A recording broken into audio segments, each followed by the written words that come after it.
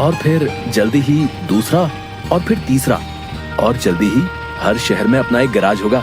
ये कहने के बाद दोनों राजू और दीपू अपना काम बंद करके मुस्कुराते हुए ऊपर की ओर देखते हुए अपने ख्यालों में खो जाते हैं। सपने में राजू और दीपू अपने नए गैराज के उद्घाटन की रिबन काट रहे हैं।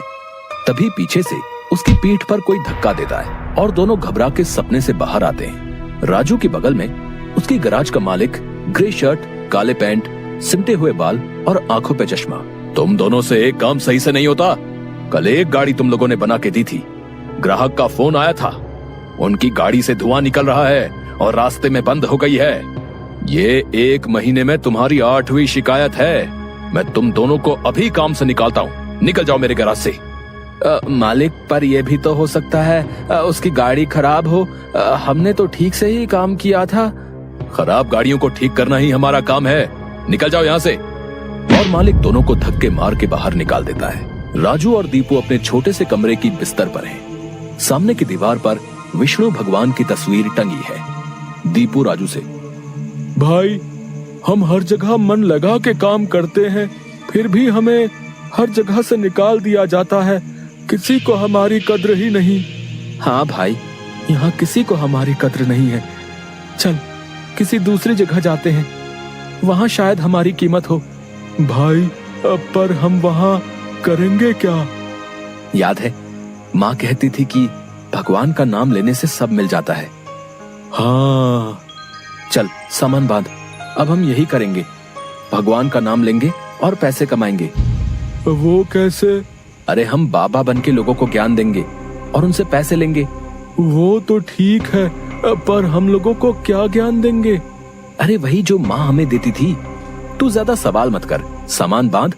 हम राजा सूर्यदेव के चंपक नगर जा रहे हैं। चंपक नगर में राजू और दीपू गेरुए धोती और गेरुई शॉल में, कंधे तक बाल, गले में रुद्राक्ष की माला, पैरों में खड़ाऊ, कंधे पे लटकी मटमैली गठरी, कलाइयों में बंधी रुद्राक्ष की माला, एक बड़े बरगद के पेड़ के नीचे बने चबूतरे के सामने। ये राजा सूर्यदेव का चंपक नगर है, हम यहीं से शुरू करेंगे। दीपू सुन, आज से तेरा नाम दीपू नहीं दीपेश्वर है, समझा? और मैं एक सिद्ध योगी। मैं यहाँ बैठता हूँ और ध्यान करता हूँ। तू नगर में जाके ये खबर फैला कि एक सिद्ध योगी आए हैं जो हर समस्या का हल देते हैं। ठीक है, मैं जाता हूँ।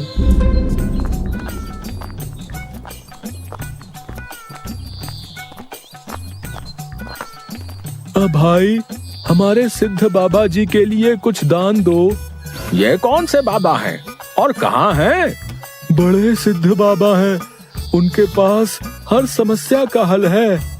नगर के बाहर जो बड़ा बरगद का पेड़ है ना, वहाँ ठहरे हुए हैं।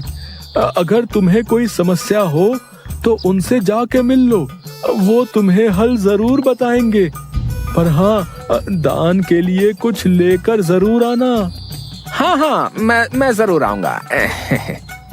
औरों को भी बता दो, पूरे नगर का भला हो जाएगा। जरूर बाबा जी, जरूर। राजू पेड़ के नीचे ध्यान में बैठा हुआ है और दीपू थैले में सामान लेके उसके पास जाता है। मैंने नगर में खबर फैला दी है, जल्दी ही लोग यहाँ आते होंगे। तुम तैयार रहो। मैं तो कब से तैयार हूँ, देखते हैं क्या होता है। राजू फिर से ध्यान में बैठ जाता है। तभी नगर के लोग वहाँ आने लगते हैं और हाथ जोड़ के नीचे बैठे हैं। बाबा, हमारा काम नहीं चल रहा, कृपा करें। आप जो भी दान के लिए लाए हैं, बाबा के चरणों में रखें और बाबा से गुरु मंत्र लें। दुकानदार राजू के पास पैसे रखता है और हाथ जोड़कर खड़ा हो जाता है। राजू इशारे से दुकानदार को अपने पास बुलाता है और उसके कान में कहता है, श्री राम, हर बिक्री के समय मन में ये नाम का जाप करो, बिक्री बढ़ जाएगी। याद रहे, अपना ये मंत्र किसी को नहीं बताना, अपनी पत्नी को भी नहीं। जैसी आपकी आज्ञा बाबा जी। महाराज, आप राजकुमारी के लिए एक योग्य वर तलाश रहे थे। हमारे गांव में एक सिद्ध योगी आए हैं जो तेजवान हैं और राजकुमारी के लिए एकदम श्रेष्ठ हैं। गुरुदेव, मुझे आपके चयन पर पूरा विश्वास है। अगर आपने चुना है तो वो राजकुमारी के लिए अवश्य ही उत्तम होगा। सोने जवाहरात और अनेक उपहार लाओ। हम अभी उन महान योगी के पास जाएंगे और उनसे राजकुमारी से विवाह करने का आग्रह करेंगे। हे तपस्वी, मैंने आपके बारे में जो सुना था, आप उतने ही तेजस्वी हैं। मेरा आग्रह स्वीकार करें। राजू ध्यान से आंख खोलकर राजा को देखते हुए, जी महाराज, कहिए क्या परेशानी है आपको? मेरी इच्छा है कि आप मेरी पुत्री से विवाह करें और ये उपहार स्वीकार करें। राजू काफी देर तक उपहार में लाए सोने चांदी और अनेक वस्त्र और उपहारों को देखता है, फिर राजा की ओर मुड़ता है। महाराज, मैं तो एक सन्यासी हूँ, मुझे इन सब से क्या लेना? मुझे क्षमा करें, मैं आपकी बात नहीं मान सकता। दीपू चौंकते हुए राजू को देखता है। मैंने जो सुना था, आप उससे भी महान हैं। मुझे क्षमा करें यदि मैंने आपका अनादर किया हो। आप जब तक यहाँ हैं, मैं कोशिश करूंगा आपको कोई दिक्कत ना हो। और राजा सूर्यदेव को प्रणाम करके वापस चले जाते हैं। अरे राजू, ये क्या कर दिया तुमने? इतना अच्छा मौका हाथ से जाने दिया। अरे राज करते हम लोग। राज, तुम्हें ये क्या हो गया है? मैं यही सोच रहा था, लेकिन फिर मैंने सोचा कि इतने दिनों से ईश्वर का नाम लेते लेते इतना तो समझ आ गया है कि ईश्वर के नाम अमृत में ऐसा क्या है जो मीरा सारा राजसी ठाट छोड़कर वैरागन बन गई। क्यों प्रहलाद ने अपने पिता की इतनी यातनाएं सही? मुझे भी राम नाम का धन मिल गया है, जिसके आगे इस दुनिया का सारा धन फीका है। मुझे ये सब नहीं पता। हम यहाँ पैसे कमाने आए थे, ना कि साधु बनने। मैं चला, मैं अकेले ही सब संभाल लूंगा।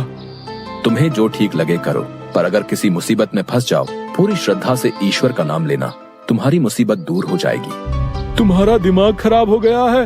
इतनी आसानी से मुसीबत दूर होती तो सभी खुश होते। राजू बस उसे देखकर मुस्कुराता है और ध्यान में बैठ जाता है। दीपू अपनी पोटली उठा के गांव में चल देता है। क्यों भाई, कैसा चल रहा है? हाँ भाई, सब बढ़िया है और अब घर में सुख शांति भी है। ये भी बेवकूफ बन गया। राजू है तो चालाक। उसने ऐसी युक्ति की कि कोई उस पर सवाल नहीं उठा सकता। कुछ राशन दान करो। जरूर। दुकानदार राजू के थैले में चावल डालने जाता है। तभी दीपू, ये क्या दे रहे हो? इतनी मिठाइयाँ और मेवे तुम्हारी दुकान में है और तुम ये कच्चे चावल दे रहे हो। इनमें से कुछ दो।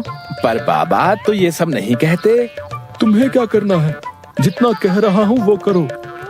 दीपू आगे जाता है और जोहरी की दुकान में दुकानदार से, और भाई जोहरी, कैसी चल रही है दुकानदारी? बाबा की कृपा से सब बढ़िया चल रहा है। कहिए क्या सेवा करूं? बाबा के लिए कुछ दान दो। इससे पहले कि इन्हें मेरी असलियत पता चले, इनसे तगड़ा दान लेके गांव से गायब हो जाऊंगा। फिर ये लोग राजू के पीछे पड़ेंगे तो उसे समझ आएगा। बाबा के लिए कुछ दान दो। जौहरी पैसे निकाल कर देने लगता है। अरे ये क्या भीख दे रहे हो? बाबा की कृपा से तुम्हारी दुकान चल रही है। इतने सारे जवाहरात हैं, इनमें से दो, कुछ कीमती सा। जितना दोगे उससे ज्यादा मिलेगा। ये बाबा को क्या हो गया है? कोई नहीं, बाबा को देने से मेरा क्या घटेगा। जौहरी एक सोने की हार दीपू को दे देता है। ये लीजिए बाबा। अच्छा धन बटोर लिया है मैंने। इससे काफी दिनों तक काम चल जाएगा। बड़ी भूख लग गई है, कुछ मिठाइयाँ खा लूं। दीपू एक पेड़ के नीचे बैठ के मिठाइयाँ खाने लगता है। तभी वहाँ 4 डाकू, चेहरे पे नकाब, काले कपड़े और हाथ में छुरी लेकर आ जाते हैं। जो कुछ भी है वो हमें दे दो, नहीं तो हम तुम्हें मार डालेंगे।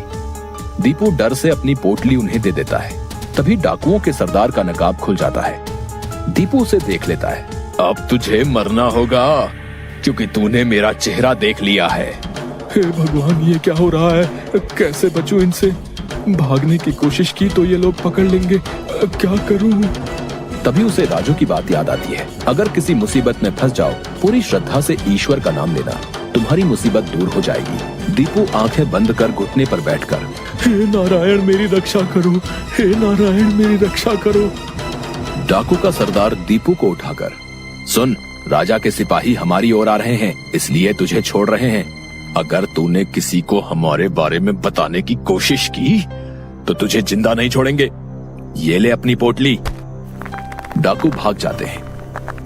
दीपू सामने से सिपाहियों को आते देख मन में, हे नारायण, मुझसे भूल हुई। जो मैं राजू की बात को समझ नहीं पाया। मैं राजू के पास वापस जा रहा हूँ और उसके साथ रहकर आपके ध्यान में अपना जीवन बिताऊंगा। मुझे माफ कर दो राजू, मैं ईश्वर के नाम की महिमा को नहीं समझ पाया, पर अब मैं समझ गया हूँ और तुम्हारे साथ ईश्वर के नाम का धन कमाना चाहता हूँ। राजू दीपू को गले से लगाता है।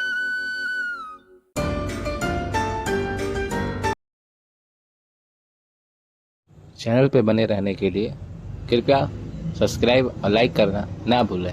राधे राधे।